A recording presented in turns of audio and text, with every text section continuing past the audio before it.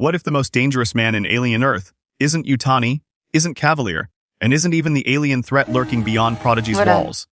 What if the true danger has been standing silently at Yutani's side the entire time, hiding behind the badge of Chief Security Officer, and wearing the mask of loyalty while plotting something far darker?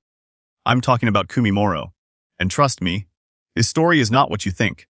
Let's be brutally honest here. On the surface, Morrow looks like the ultimate soldier. Calm. Controlled. A living weapon who seems almost machine-like in his devotion to order. But peel back just one layer, and what do you find? A grieving father? A man who couldn't save his daughter? A cyborg who may not even know where his humanity ends and his machinery begins.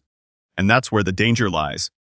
Because unlike Yutani, who thrives on control, or Cavalier, who manipulates power, Morrow is ruled by something far more volatile: grief. Grief twisted into obsession. Grief sharpened into rage. Grief that refuses to die, even when the person he lost has long been buried. So let me ask you this: what happens when a soldier no longer fights for his commander, but for the ghost of his child? That's the forbidden question no one in alien Earth dares to ask. And tonight, we're going to rip it wide open. Now, you might already be thinking, wait, isn't Morrow just Yutani's loyal right-hand man? And that's exactly what the show wants you to believe. Prodigy presents him as the iron fist of discipline, the chief security officer who keeps everything under control. But pay attention to the cracks. Pay attention to the moments where Morrow's mask slips, because beneath the loyalty act, there's a storm brewing. Let's rewind. Before the cyborg enhancements, before the Prodigy chain of command, there was Morrow the father. The man whose daughter was everything. And when she died, he didn't just lose his family. He lost himself. His grief was so overwhelming that instead of healing, he chose to bury it under machinery. Instead of facing his pain, he built a body of steel to cage it. But here's the secret: the pain never left. It only grew louder. And it is that pain that defines Morrow more than any rank, any loyalty, or any mission. But why does this matter now? Why does Morrow's grief make him a danger to Yutani, to Cavalier, and to all of Prodigy? The answer is simply because grief makes people unpredictable. And when the soldier with the keys to Prodigy's security starts breaking the rules, the entire empire begins to crack. Think about it. Morrow has always been the silent shadow at Yutani's side.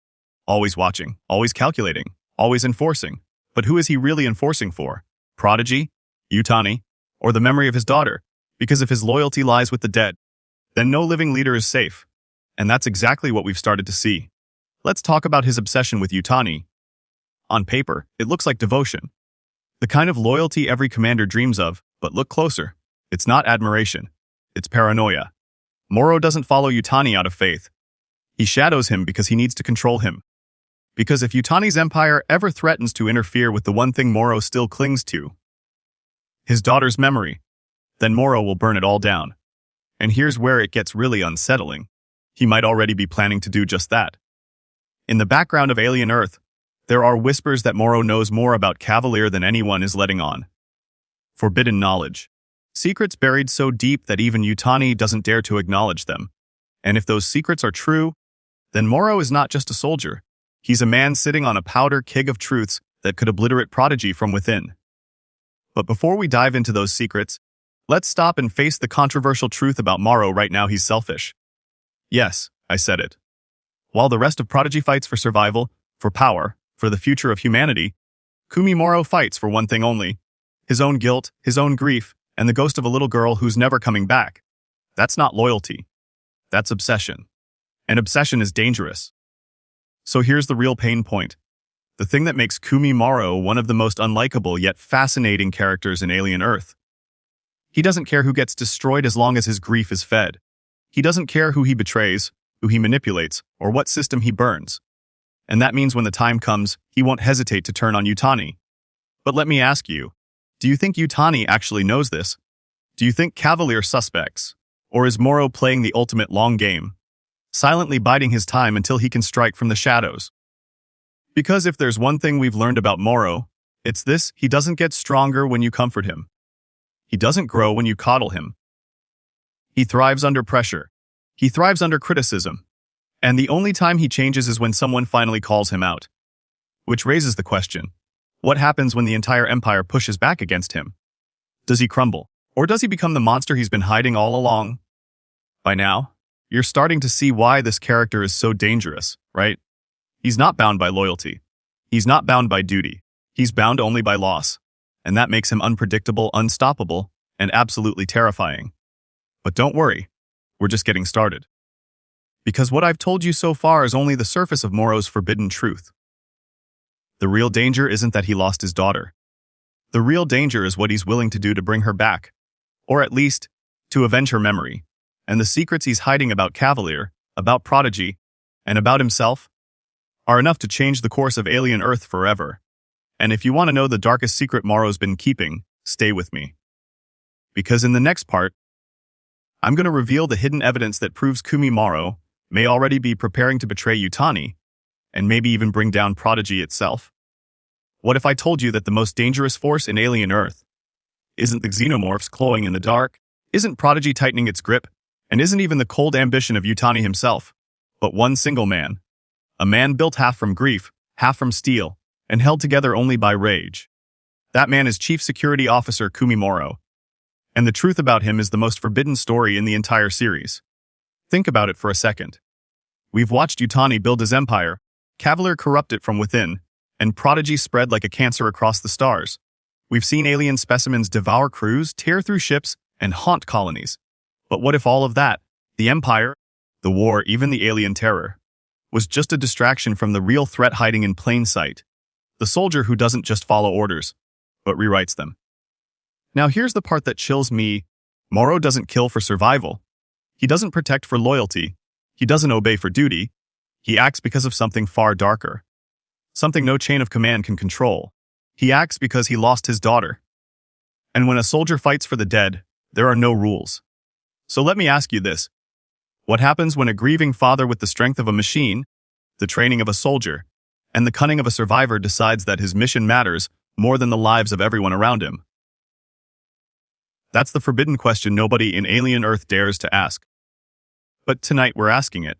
And I'll be real with you, Morrow is my favorite character in the entire series. Not because he's likable. He's not. Not because he's noble. He isn't. But because he terrifies me. He fascinates me. He embodies the one truth that no one wants to admit. Sometimes, the most dangerous monster isn't the alien. It's the human standing next to you. But before we dive into the secrets he's hiding, let's rewind. Let's strip away the badge, the cybernetics, the armor, and go back to the boy who had nothing. The boy who was taken in by the grandmother of Yutani. The boy who lost his arm and gained a machine. The boy who grew into a father, and then lost the one thing that made him human. That boy became Morrow, and that loss became his entire life. Now here's where it gets complicated. On paper, Morrow looks like the perfect soldier. Chief Security Officer of the USCSS Machino, loyal to Wayland Yutani, committed to retrieving alien specimens at any cost. The company gives him a mission, he carries it out. Even if it means sacrificing crew, crushing rebellions, or staring down a xenomorph without blinking. Cold, efficient. Unstoppable. But what the file doesn't tell you, what no official report can ever explain, is the moment that broke him. The fire that killed his daughter Estelle. She was 19. He was 8 years into a 65-year mission. He wasn't there. He couldn't save her. And when that message reached him in the void of space, something inside him died too. And that's the piece of the puzzle that explains everything. That's why Morrow is the way he is. Why he kills without hesitation. Why he shows no emotion, no mercy, no remorse. He's not cold because he's a machine. He's cold because grief turned him into one. Here's the pain point: everyone in alien Earth underestimates grief. Yutani thinks loyalty can be bought. Cavalier thinks corruption can be hidden. The crew thinks survival is enough. But grief is stronger than loyalty, stronger than corruption, stronger than survival. And when grief is sharpened into obsession, it becomes a weapon sharper than any blade. That's what Morrow is, a weapon forged in loss. And now that weapon is pointing at everyone: Yutani, Cavalier, Prodigy, even the aliens themselves. So let's break down the first big reveal. Everyone assumes Morrow is loyal to Yutani because Yutani gave him a second chance at life. He was homeless, abandoned, until Yutani's family rebuilt him, gave him a cybernetic arm, a place in security, a mission. It looks like gratitude. It looks like loyalty. But look closer. What if it isn't? What if it's resentment? Think about it. If Morrow hadn't been sent on that 65-year mission, if he hadn't been forced to abandon his daughter, Estelle would still be alive. Instead, she died in a fire while he drifted through space, chasing specimens for a corporation that never cared about him, and he knows it. Deep down, he knows it. Which means every act of loyalty we see might actually be a mask.